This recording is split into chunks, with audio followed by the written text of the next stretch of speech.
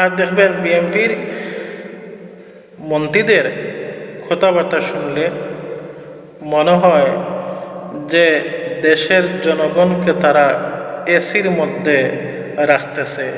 জনগণ মিথ্যাবাদী, বেঈমান। জনগণ মিথ্যাবাদী, বেঈমান বোঝা যায় তারা জনগণকে এসির মধ্যে দিনটায় 24 ঘন্টা রাখতেছে। যেই বাটে বলে কারেন্টের কোনো সমস্যা নেই, গ্যাসের কোনো সমস্যা নেই, সর্বকিছু মজুদ আছে, অথচ ঘন্টার পর ঘন্টা কারেন্ট থাকে না।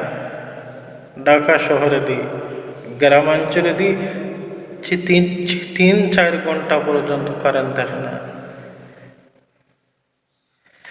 আর গ্রামের কথা বাদ দিলাম, টাউন বন্দরে বেশিরভাগ মানুষ দেখবেন গ্যাস ছাড়া চলতে পারে না, গাড়ি ঘোড়া এই সেই। এই বিষয় নিয়ে সরকারের কোনো মাথা ব্যথা নেই। মন্ত্রীদের কথাবার্তা শুনলে মনে হয় জনগণ মিথ্যাবাদী, আর ওরা জনগণকে এসির ভিতরে রাখতেছে।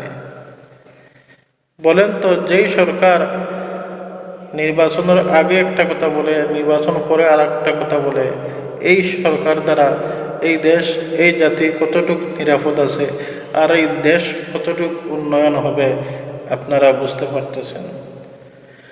যাই হোক, এই সমস্ত জিনিস মানুষে আশা করে নাই।